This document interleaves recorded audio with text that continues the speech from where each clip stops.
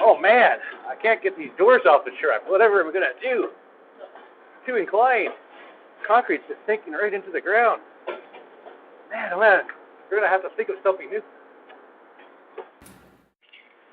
So Anthony, what am I gonna do? You know what I think? We could maybe put something underneath your tire that would lift up the truck a little bit to make it more level. Let's give that a try. That's a good idea, right?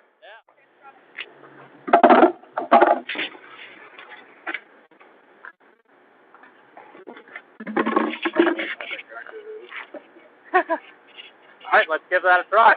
All right.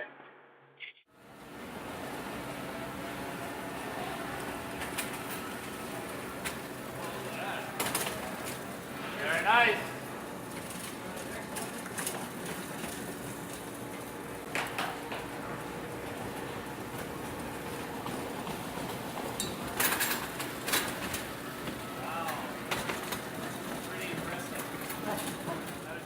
So for the waste that we're eliminating, our motion, we're trying to push the doors over that incline that we couldn't really do much with.